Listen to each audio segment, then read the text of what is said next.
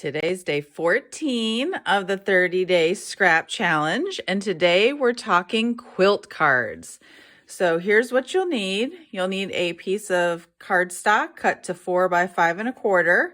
You'll need some designer series paper about 2 inches wide, maybe a strip that you can cut up, or really any scraps. But I'm trying to pick a coordinating pack of retired paper that I had sitting around, so you can see these flowers sort of all go together. You can use a trimmer to cut down your squares, but I'm using a retired 1 by 3/8 inch square punch. You'll need some green liquid glue and then an embossing folder. And so I'm going to choose to use the current Tasteful Textiles 3D folder. And maybe some coffee. Not required, but it's required for me today. So let's get started. So if your squares are this size, I think I'm going to need about 12. So I'm just going to cut 2 of each pattern and see how that goes.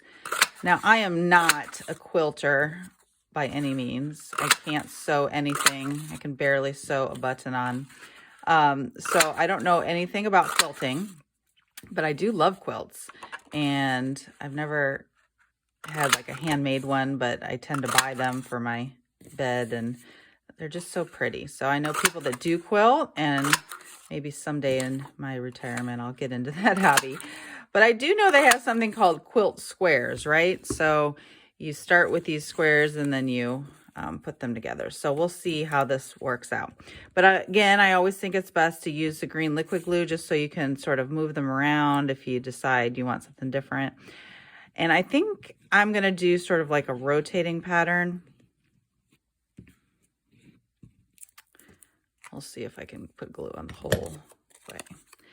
And I'm probably going to start like off the page.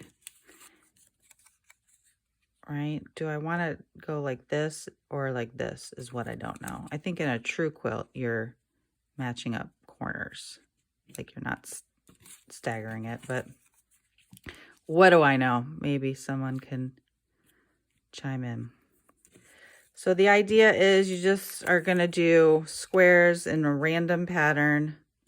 Probably would have been best if I didn't have to put a new one over there. So I'm going to move these over. Or you know what? I'll just trim it down afterwards. It's fine. I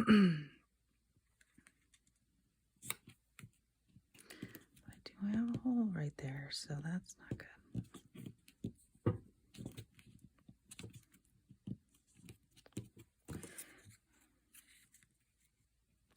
Yeah, so you just want to make sure your edges touch so you don't have a gap in your quilt here.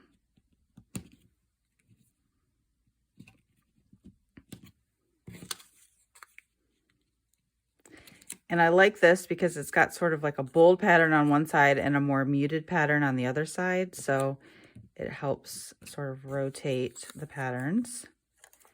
I haven't done this one yet. Let's do...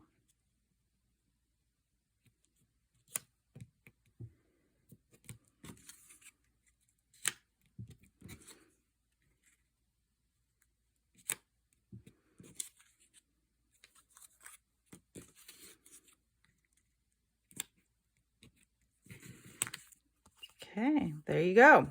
So from here, you'll just want to trim it down so you don't have any extra white showing around the edges.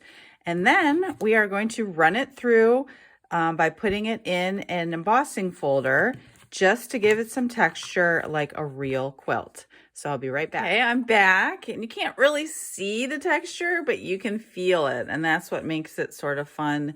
And it actually looks like a quilt card. So from here, I'm just going to add a coordinating base. And I'm thinking, let's see, in my bases here, I think navy. Yeah, use navy. And then I need a sentiment. And I think that, you know, as I was going through my little box of sentiments the other day, I found one. I actually bought something on eBay recently, and yeah, someone sent me, whoever the seller was, they sent me a little package of sentiments, And this one says warmest wishes. And I'm like, oh, that could be cute on a quilt card that's hopefully trying to keep you warm, right? So I'm going to add that there. And then back to my scrap ribbons. I'm sure I have something in here. You know what? This is navy and white. It looks like that was the end of a roll. And that gingham just sort of looks like a quilt to me. And when you put those patterns together, it just sort of looks like old school kind of vintage look. So I think I like that. So try this technique out. Cut out some punches, some squares, or really whatever shape that makes sense to you. And the trick here is to run it through the die cut machine so it looks like a quilt. Happy scrapping. Can't wait to see what you make over in Stamp with Cheryl.